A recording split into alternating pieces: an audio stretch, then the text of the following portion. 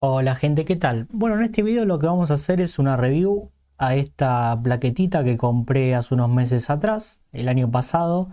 Como verán, bueno, esta plaqueta lo que hace es, basado en un integrado, medir parámetros de alterna, no tensión, corriente, potencia, etcétera. Y como no tiene nada de seguridad, le hemos practicado un poco de seguridad haciendo aislación.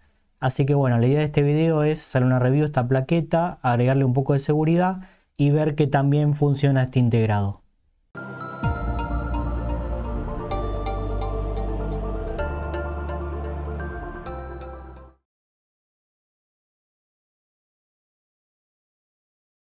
Bien, arrancamos un nuevo video entonces. El integrado que yo tengo es el HLW8012, el cual es el corazón de esa plaqueta.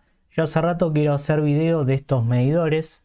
De hecho, yo compré el Atmel M90E26, el cual programé y no me funcionó. Tengo una maldición, porque también compré el MSP39F511 y tampoco me funcionó. El de Atmel, lo que yo hice fue soldarlo en un adaptador, después les dejo una foto, y lo que hice fue inyectarle una señal con el generador de funciones, ¿no? Como para empezar a simular. Este integrado es SPI, obviamente lo programé, logré que el integrado me conteste algunas cosas que yo le pedía, pero nunca me mostró ni tensión, ni corriente, ni nada de eso, así que bueno, tengo una maldición, por eso les decía. Bueno, entonces volvemos a nuestro integrado estrella, el HLW8012, que vamos a ver un poquito la hoja de datos. Tampoco tiene mucha información, ¿no? Es medio chino el tema, pero bueno.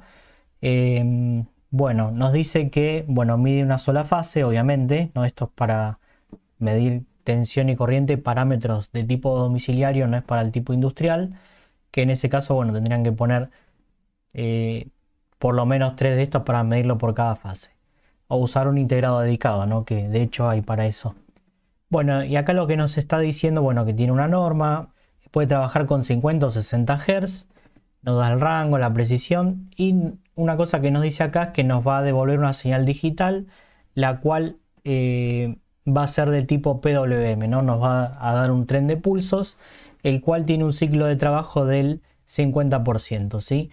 Eso está bueno por si yo tengo que medir algo a distancia, ¿no? Podría meter la señal en un RS485 y mandarlo a la otra punta de la casa o de la planta, qué sé yo, de donde sea. Entonces da cierta comodidad, ¿no? Nosotros tenemos video de RS485, se los dejo acá arriba, así que en ese sentido, para algunas aplicaciones está bueno. Bueno, acá tenemos un diagrama en bloque. Fíjense que tenemos dos entradas. Cada una de las entradas pasa por un VGA, por un amplificador de ganancia programable, lo cual está bueno. Si la señal es muy pequeña, la va a amplificar. Y fíjense que acá tenemos una entrada diferencial. Esto es así porque acá vamos a medir corriente, ¿sí? Del shunt de manera diferencial, y acá de modo común vamos a medir tensión, ¿sí? Fíjense que la otra entrada del VGA está referenciada a GND, ¿no? Y obviamente este GND va a estar referenciado al neutro de los 220 volt que vamos a medir en este caso. Bien, después del VGA tenemos el ADC, tenemos una tensión de referencia de 2,43 volt. Vamos a hacer un poco de zoom. Bien, después del ADC acá tenemos un bloque, ¿no? El cual realiza los cálculos, ¿no? Acá dice cálculos, ¿no? Potencia activa, corriente RMS y tensión RMS. Y todo eso sale a un bloque final donde nosotros acá podemos programar a través de este selector estas dos salidas. Una de estas salidas, no recuerdo bien cuál, creo que era esta, es la de potencia, y esta es la de tensión o corriente, que va a cambiar según este selector. Bueno, acá tenemos lo que sería una aplicación típica. Fíjense que de este lado, bueno, tenemos lo que es el vivo, el neutro. Acá tenemos una fuente de poder, ¿no? Porque trabaja con 5 volt. Fíjense que el negativo de este módulo está referenciado al neutro. Está medio feo esto, pero bueno. Bueno, después acá tenemos el vivo que pasa por la carga, ¿no? Y después pasa por el shunt, que en este caso dice que es de 1 miliohm. Yo la verdad que el módulo que compré, el vendedor no me supo informar nada acerca de este módulo, así que estuve investigando un poquito por mi cuenta. Y se cierra por el neutro, ¿no? Y acá en el vivo tenemos todo un divisor de tensión y un capacitor, y acá tenemos la entrada a lo que sería la medición de modo común, que es para medir sería la tensión de la red, ¿no? Después acá tenemos el GND, las dos salidas y el selector para que una salida cambie entre medición de tensión o de corriente. Bueno, nosotros hemos dicho que este módulo lo que hace es entregarme una señal del tipo de onda cuadrada, ¿no? Yo dije PWM, pero en realidad no, es más de onda cuadrada, en el cual lo que hace es variar la frecuencia, ¿no? Y esa frecuencia que va variando me va a modificar la magnitud que mide, ¿no?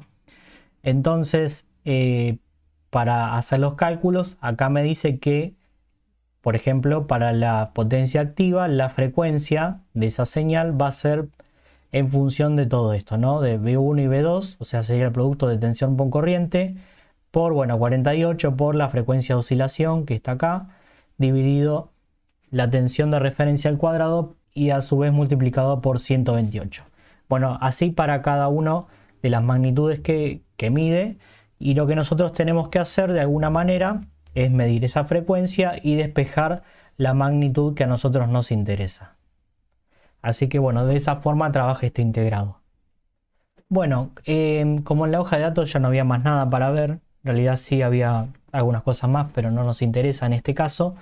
Lo que yo hice fue traer las fórmulas de la hoja de datos y despejar. Fíjense que, por ejemplo, que para medir la corriente nosotros tenemos esta fórmula en lo que sería la hoja de datos. Esta sería la frecuencia que me va a entregar el integrado. Entonces a mí lo que me interesa es despejar V1, que sería la corriente.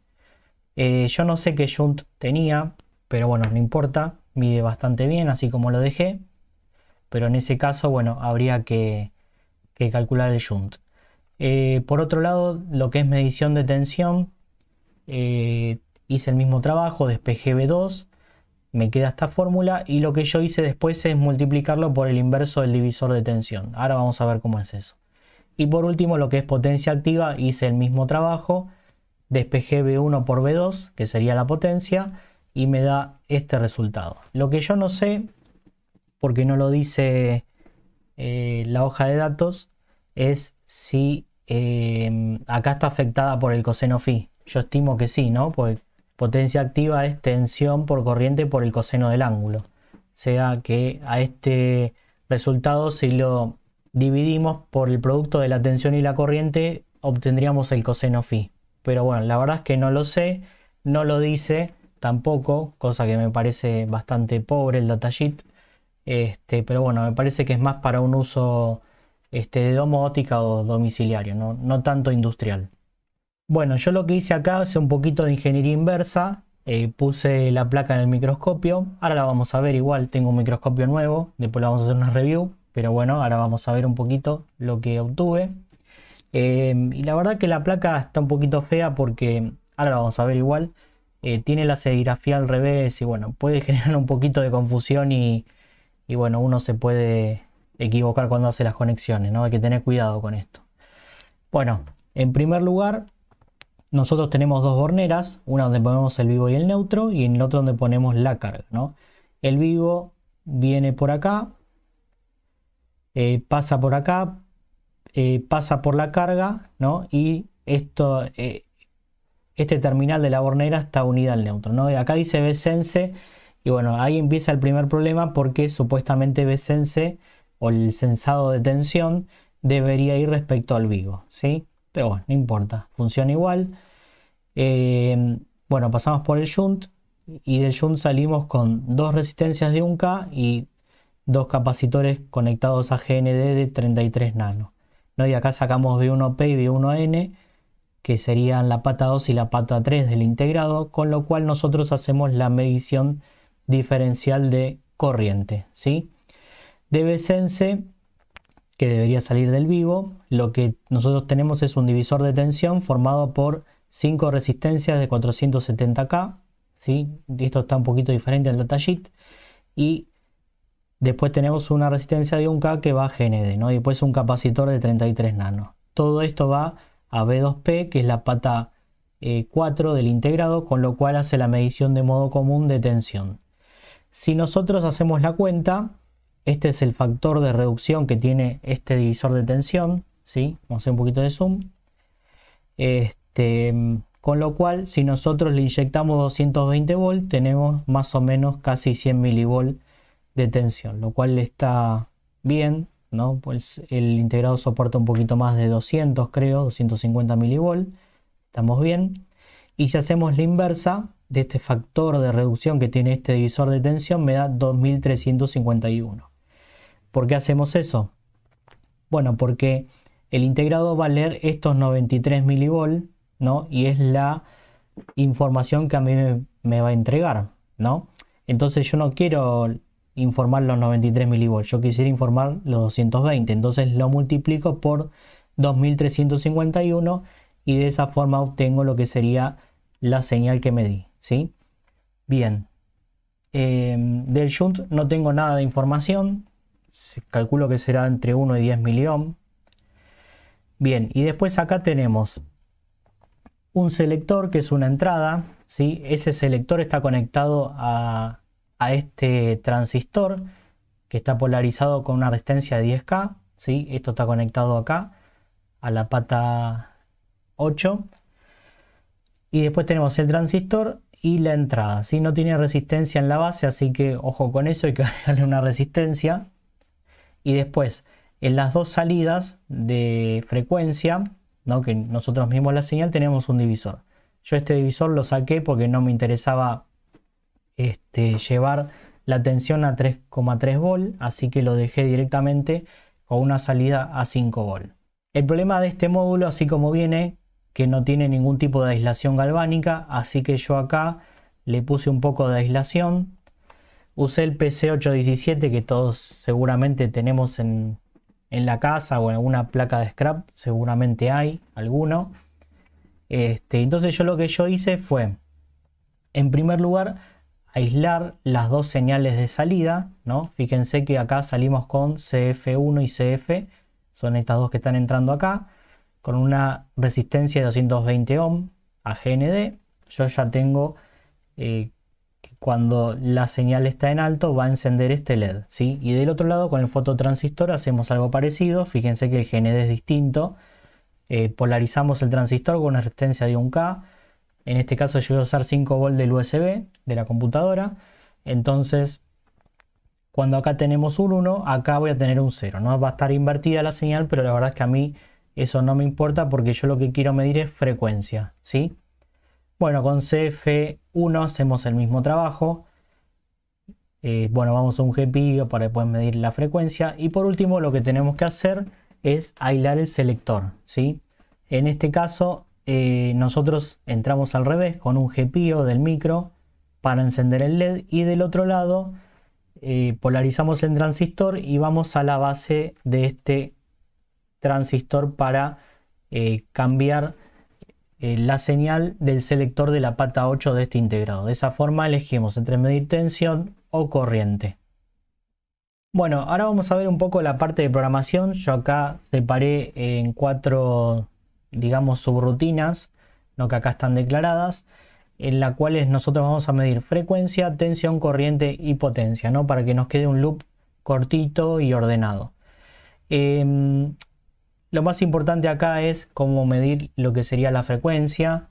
Para eso Arduino tiene una función que se llama pulseIn, que es una función en la cual nosotros le tenemos que pasar en qué tipo de flanco queremos empezar a medir el ancho de un pulso, ¿sí? Yo le puse en high, entonces cuando encuentre un flanco de subida, el tipo empieza a contar el tiempo, ¿no? Como que arranca un cronómetro. En este caso seguramente debe ser un timer. Después se fija en qué momento encuentra un flanco de bajada y ahí apaga el timer y nos devuelve el tiempo en microsegundos, ¿sí? O sea, nos está midiendo medio periodo. Como nosotros dijimos, el fabricante nos dice que nos da una señal de frecuencia variable, ¿no? Que depende de la magnitud que estará midiendo en ese momento, obviamente, y nos dice que el periodo siempre es de 50%, ¿no? Entonces lo que nosotros vamos a hacer son dos cosas. Lo vamos a multiplicar por 2 al tiempo medido, ¿sí? Y lo vamos a dividir por 1.000.000. Entonces de esa manera yo lo que hago es medir el periodo completo de esa señal y después que tengo el periodo le hago la inversa para obtener la frecuencia, ¿no? Y después devolvemos frecuencia y ya está, ¿sí? Bueno, de esa manera entonces nosotros ya medimos lo que es la frecuencia, lo tengo solucionado y después lo que tenemos que hacer es medir tensión, corriente y potencia, ¿no? ¿Cómo hacemos eso? Bueno, la frecuencia ya la tengo y después la fórmula ya la hemos visto hace un ratito en la teoría, así que lo único que hice acá fue cargar todos los datos, ¿sí? Fíjense que acá para medir tensión lo multipliqué por este factor que viene del divisor de tensión. Después acá tenemos corriente y por último potencia, ¿sí? Así que bueno, lo que voy a hacer ahora, antes de ir al laboratorio, es mostrarles cómo funciona, ¿sí? Así que ahora voy a ir conectando todo. Bueno, ya tenemos todo conectado. Levanté la tecla, pero no tengo una térmica, ¿no? Para protegerme. No tiene ninguna carga. Fíjense que la tensión está bastante alta. Acá en Argentina normalmente recibimos 220 volt. Yo acá tengo un medidor y me está diciendo que estoy recibiendo 232 volt, pero fíjense que la medición está en 237.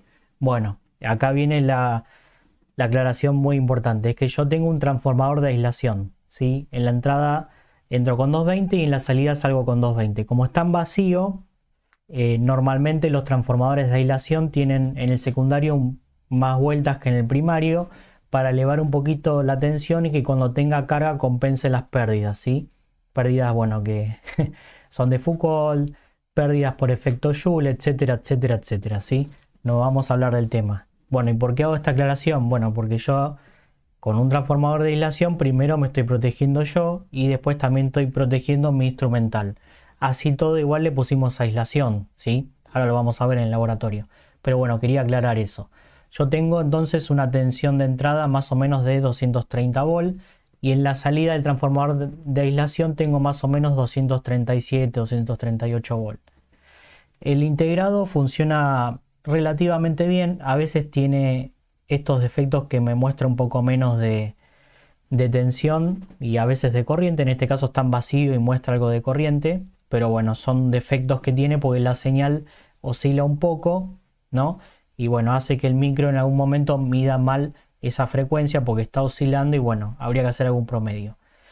Otra cosa importante que quería decirles, que me costó mucho hacer este video porque no me andaba bien este integrado, y es que cuando yo mido tensión, fíjense que acá puse un delay bastante grande, ¿no? Serían 12 segundos, es una barbaridad, y es que cuando yo switcheo entre corriente y tensión, tarda bastante en estabilizarse, entonces encontré que con un delay bastante grande se estabiliza bien y mide mejor. Pero fíjense que pasó de 239, que más o menos está por acá el valor verdadero, ¿no? Habría que poner un tester y chequear, pero está por ahí. Y acá me da 229. Bueno, ahí fue a 239 otra vez. Este sería el más correcto. Bueno, así que bueno, lo que vamos a hacer ahora es ir al laboratorio, ver un poquito esto del transformador de aislación, qué tablero tengo, porque lo quiero mostrar. Hacer esto es un poco peligroso y vamos a hacer algunas mediciones con el osciloscopio.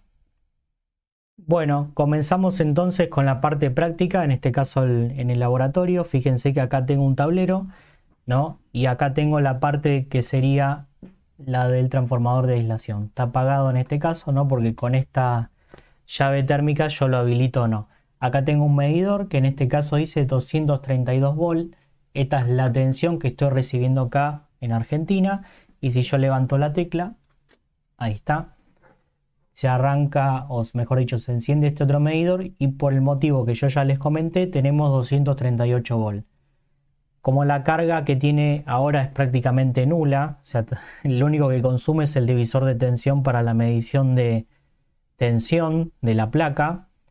Fíjense que acá tenemos 231 en este momento y acá 238. Normalmente siempre en vacío hay 7 o 10 volt más que la tensión de red.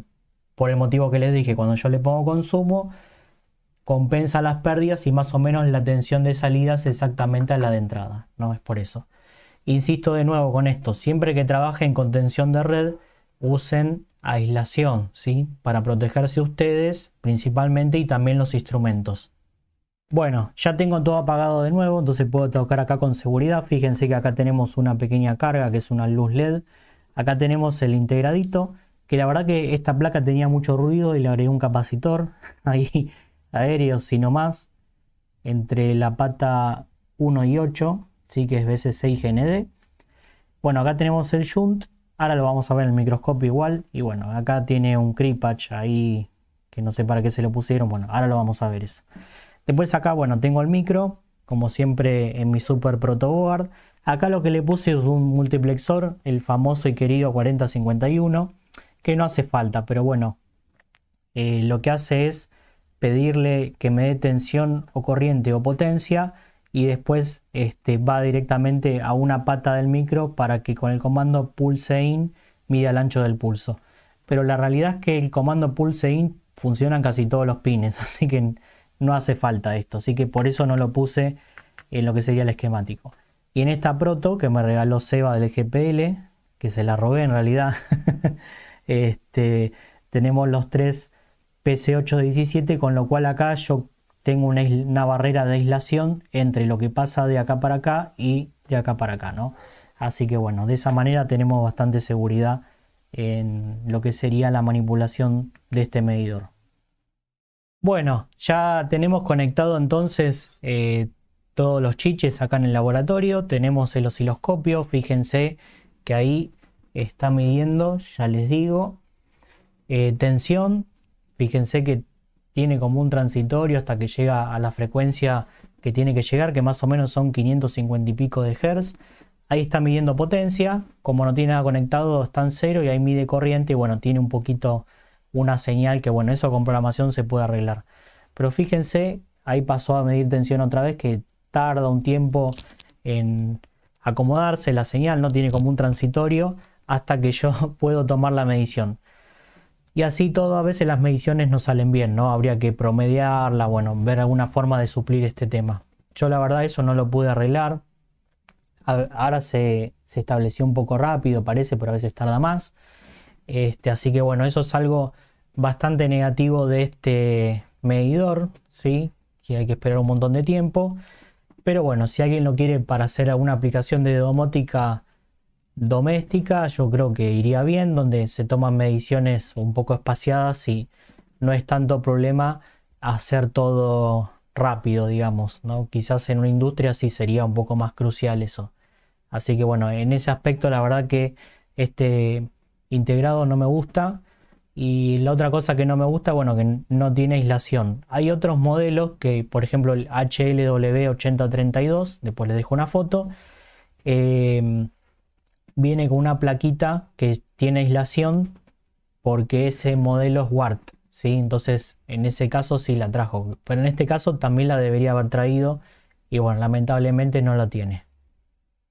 Bueno, para cerrar el video, entonces lo que vamos a hacer es chusmear lo que tengo acá. Este es el Atmel M90, sí, E26-YU. Está un poquito sucio ahí con flux. Está soldado bastante bien, ¿eh? Bueno, este es el que le decía que no me anduvo. Lo voy a volver a intentar igual porque a mí me gustan estas cosas. Este es un medidor muy bueno. Este sí mide un montón de parámetros. Después si quieren chusmear el datasheet. Y acá tenemos la plaquita esta que estuvimos viendo hoy. A ver si cambio un poquito el zoom. Ahí se ve mejor. Bueno, vamos a agarrar un indicador chiquitito. Ahí está, destornillador. Fíjense que acá tenemos todo el divisor de tensión. Esta es la resistencia de 1K. Acá está el capacitor que lleva después de esta resistencia. Y fíjense que acá está unido al neutro, ¿no? Con este jumper acá de resistencia de 0 ohm. Acá va el neutro con el shunt y después bueno, va por la pista esa grande que se ve ahí. Acá estaban los divisores que yo saqué, son estos de acá, ¿sí? Fíjense que acá saqué las resistencias y acá las puenteé. Y bueno, y por último acá tenemos lo que sería el transistor, ¿sí? Acá está el pull-up del transistor para polarizarlo. Pero bueno, nos faltaría la resistencia de base, que fíjense que va directamente a esta pata. Bueno, tenemos la serigrafía al revés, que eso también es algo que puede confundir. Y por último acá tenemos las borneras. Fíjense, y acá abajo, a ver, me molesta el capacitor. Lo que tenemos es, vamos a enfocar bien. Ahí está. Le hicieron acá un creep patch. Fíjense que acá va línea y neutro.